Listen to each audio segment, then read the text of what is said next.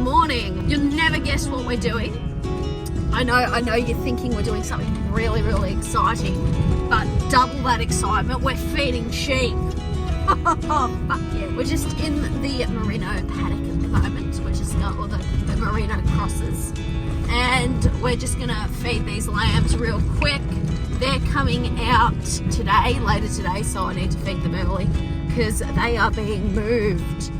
We've got a paddock of bean stubble that we've just finished securing, and they're going up there today, hopefully.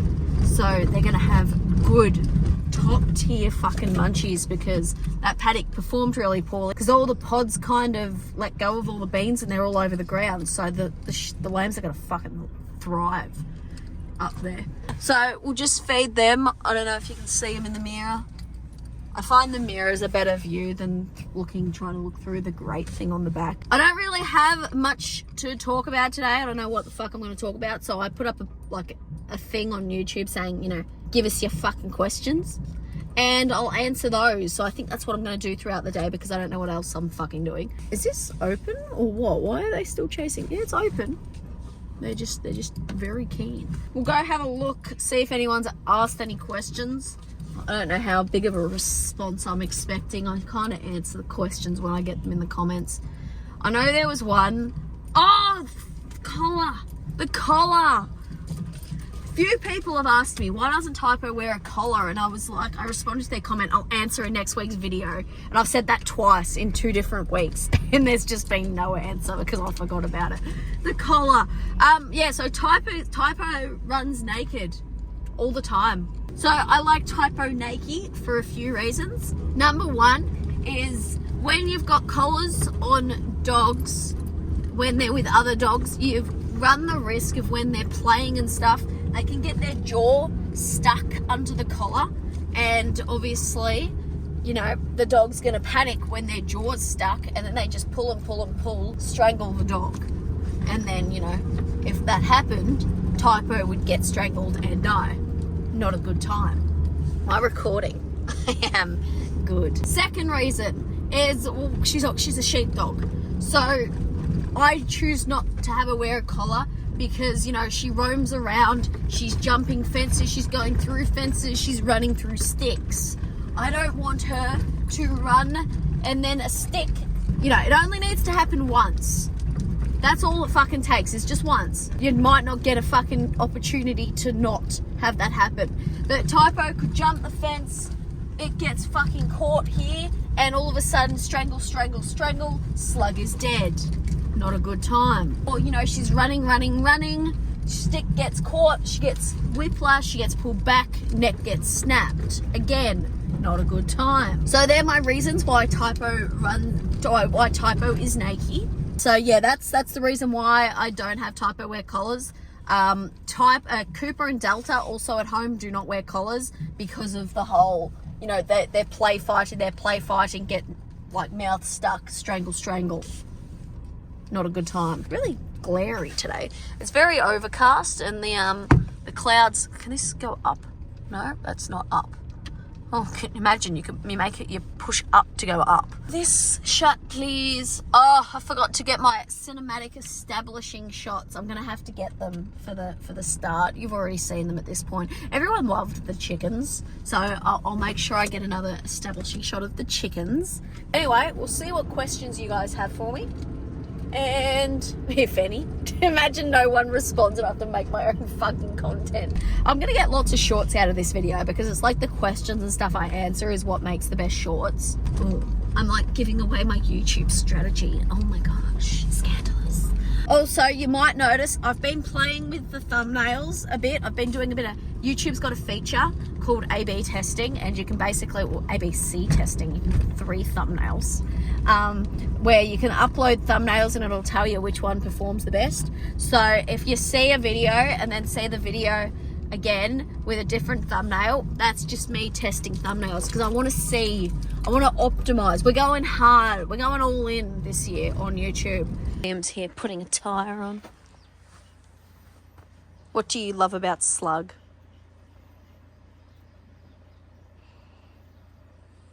What the?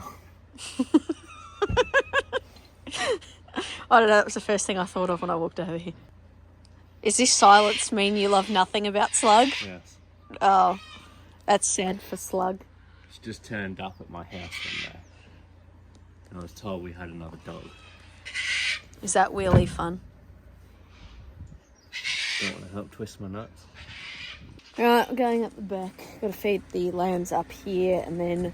What was I saying? I literally turned the camera on, and then I got distracted by Liam. And now I've forgotten what I was going to say, and it was something I had a thought. Oh, it was about comments. Comments. Yes.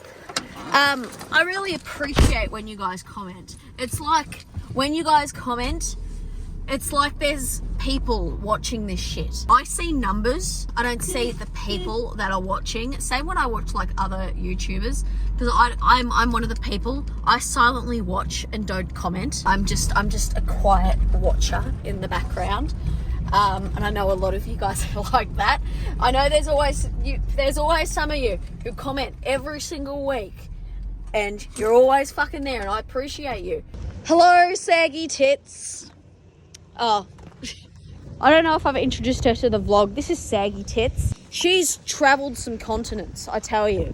She's got one really good tit and then one not, you know. Not everyone's equal. She is fine. She was in the house garden eating off the apple tree. Then she was out here somewhere. She was meant to be up the back, all the way up on the top of that fucking hill. That's where she's meant to be. She's fucking everywhere, that sheep, I tell you. She was in that paddock just there at one point. First question is about the bands and the tails. You know, because when we mark the lambs, we put a band on their tail and on the nuts of the boys. What happens to them? What happens to that band? Does it just fall off into the paddock? Fully ones at the front here, 1, 2, 3. They're all the bottle lambs. They're looking really, really, really good. Nice and fat. Very pleased. Future Tara, fact check me here. Bands fall off with the tails, but I'm pretty sure they're rubber and they just break down. We don't see them after they've fallen off. If you leave the bands out, like exposed to air, or if they're older, like I think probably 2 years, we don't keep them around too long. But you know, you get the odd one that's just been left out. They start to crack, especially on the inside.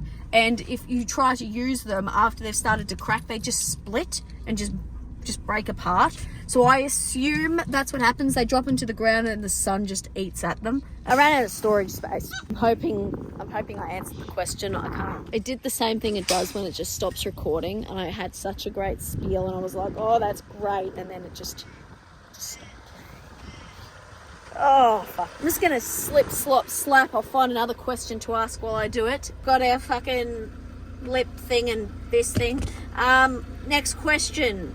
It wasn't really a question, it's just native trees, regenerating trees and stuff. We've got a lot of gum trees. There's actually quite a lot of the farm that is bush land. I don't know how to say. It gives away where we are. We've got bushland here, all right? Showing parts of it. There's bushland here. We get a lot of wildlife here. A lot of things I show I show proof, especially like scrotum stuff. Like I'm showing you proof that he's working. This one here, just take my fucking word for it. Oh, people said to do my ears. My ears are covered by the hat, but I will do my ears for your sake. Everyone loved my glove tip. I almost cut it out because Liam was like, what the fuck is this? I don't know why I felt the need to do that, but I'm glad I left it in. When you've got a lot of time to sit in the car with yourself and think and just talk to yourself all day, you come up with a lot of weird shit. This is an interesting question about fires. Have fires ever come to the farm? Yes. Not going to say when. In summer, the sheep are in paddocks which are pretty much dirt, which is when you're going to get your fires. A lot of the sheep in summer are in massive mobs on paddocks that will not burn. It's just dirt. So, you know, the sheep are pretty generally sort of safe. I saw in the Californian fires that a lot of people were just letting horses and shit that weren't even their horses out onto the road and stuff. And they're like, well, just open the gates. We're opening the gates. We're saving the horses. No, we don't do that here in Australia. That's really fucking dumb. Like, yes, the fire's probably going to burn through the fence anyway, but when there's a fire, your visibility is fuck all. So you're driving down the road, driving, you know, down a road, and then a horse walks out on the fucking road, and you're in a truck. You're going to hit the fucking horse. And then, you know, you got to get out, you got to deal with the horse, and in that time, you know, Bobby Brown's fucking house down there is burnt down because you couldn't get there because you were dealing with the fucking horse that some idiot left out. Obviously, after the fire comes, you're going to have fences that burn down and then stock's going to get out. A lot of time in that situation, the stock's not going to be alive. Sometimes in a massive fire event, it's unavoidable and, you know, there's nothing you can do for them. In those sort of events, you've just got to look after yourself. You can't truck out sheep. It just doesn't work. So you've got to kind of prepare before the fires, like you knock down grass near sheds, like what I've shown previously. Or you put the sheep in smaller paddocks where they just eat the grass to nothing and then, you know, they're safe. That's what we do in fires. We do not let stock, I'm pretty sure this is CFA advice, do not fucking put stock out on the road. Do not open road gates, leave them shut. You're creating a traffic hazard. People are trying to evacuate, people aren't thinking properly, and they're not going to be driving properly, driving through fucking smoke, and they're going to hit your fucking animals. And then all of a sudden they're trapped in like a broken car that's now a fucking, could be a fire hazard, and they've got to deal with your fucking dying or dead animal because you let it out on the road. Do not do it. Nothing fucking pisses me off more. That's my thoughts. Moving on. Dad bought himself a new toy. Fill it up, it'll mix the beans and stuff, and then we can empty it. Makes it much easier than me having to shovel beans from this silo.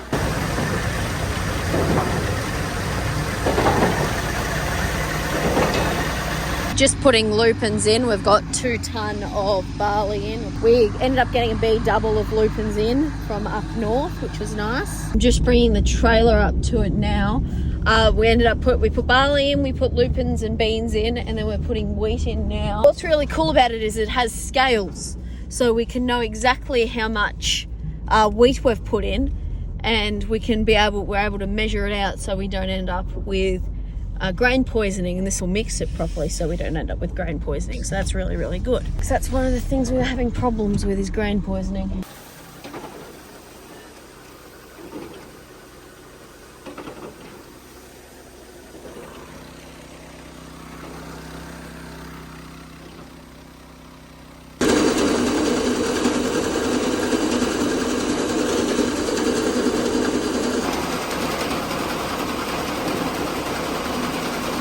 Thought I'd answer this question. Going to Italy and Greece in March.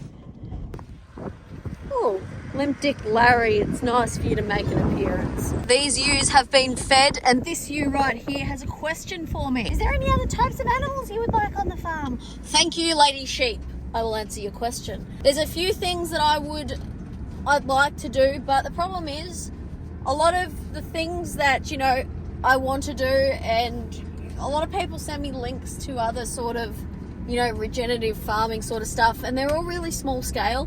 Like, I would like to do them, but it's just very impractical to do at a large scale. There's things that I would like to try at small scale. One of those being cows. I fucking hate cows. But Typo, get in the car. Get in. Good girl. I had to get Typo to move the sheep out of the way.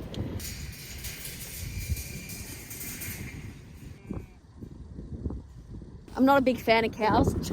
I don't want to run lots of cows, but I would like to run cows behind the sheep. As we've already discussed, my mob, after Scroat's finished his Scroatly duties, they're coming back to the farm and they're going into like cells. I'm dividing the paddock into cells, and they're going to be in the first, you know, sort of area, and then they move to the next area, and then they move to the next area. Basically, farm on a smaller scale. But what I'm thinking of doing is having, you know, maybe 2 steers or something I can end up put in the freezer at the end, or, you know, send to market. Is it worth taking? Because we have to take the truck whenever we move the cows. but I don't know if the truck's worth getting for 2 cows. But I was thinking, you know, put the sheep in, move the sheep to the next paddock, put the cows in where the sheep were. Now, cows can't get sheep worms, sheep can't get cow worms. That would reduce our worm burden in the soil if you've got cows running. And then, obviously, cows would shit, and then the sheep would come back in, and then the sheep can't get the cow worms, if you get what I mean. Something else I'd like to do, but it's just, there's a lot of regulations, and I'm a very careful person, so I've got to what I need is a cheerful Charlie.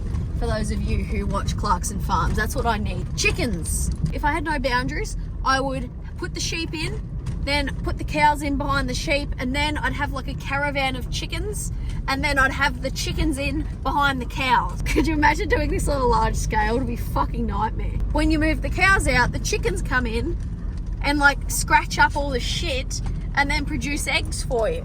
And then you can sell the eggs, and then you've got a constant income onto the farm. Because if you don't know, really all the farm's income comes between November and March, and then you've got to live off that for the rest of the year. Whereas because that's when you harvest and that's when you sell your sheep. Whereas if you know, had chickens, you'd get a constant income because you're always selling the eggs. Can you get out of Typo? There she is. Oh, good girl. That was a fucking battle. Chickens can run behind the cows, then they scratch out all the shit, which will fertilise the paddock. Then the chickens are fertilising the paddock for me. I've got 300 little employees. I imagine you'd need more than 300 chickens. I don't know much about chicken farming. But yeah, that's the other animals I'd run. Goats. A lot of people up north will get the rangeland goats and sell those. Goats don't really have a big market down here. I don't even know where the fuck you'd take them. So goats aren't really an option. Not that I want to fucking run goats. Goats are really hard to keep in.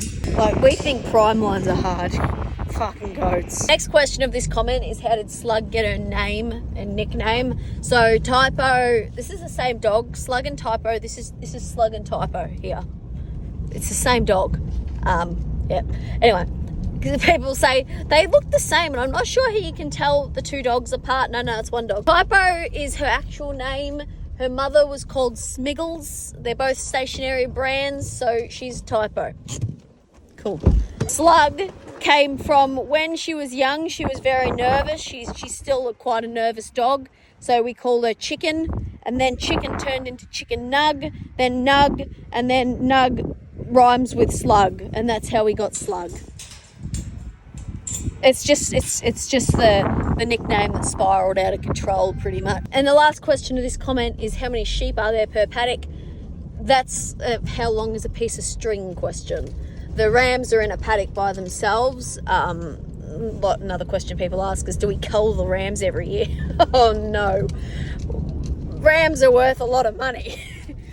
They go back to the ram paddock and they stay there until we need them the next year. And then in summer we try not to have mobs of over 300, because that seems to be when they kind of get into, you start getting tails of the mob.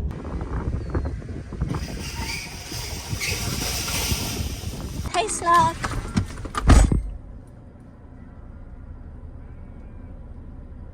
Rude.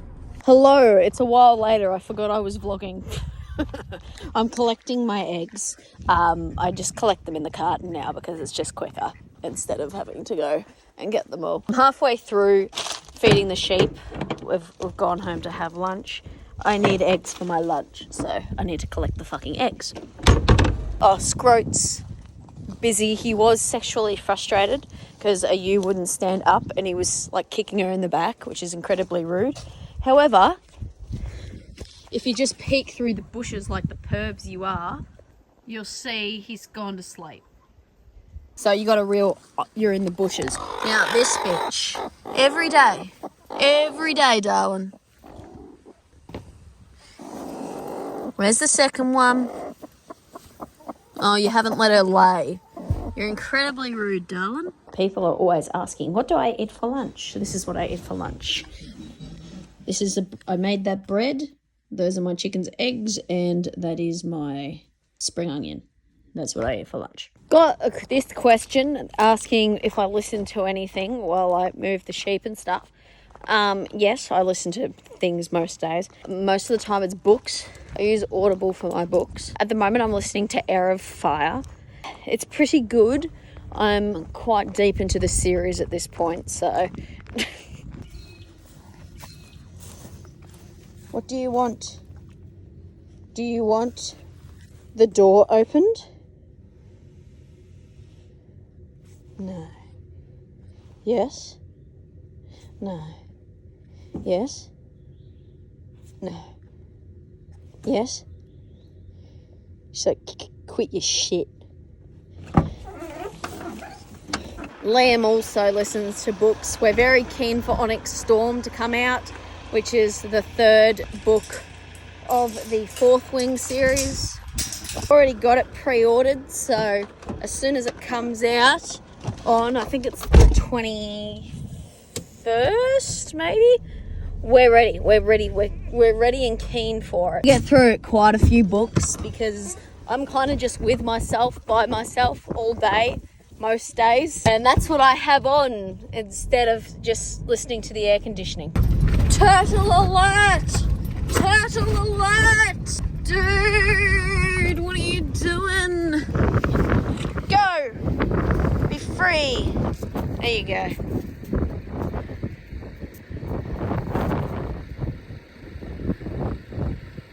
She is chunky.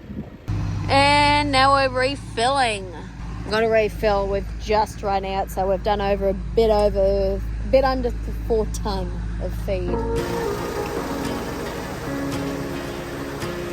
Next we have the protein, which is the lupins and the beans. And there goes the feedlot fence.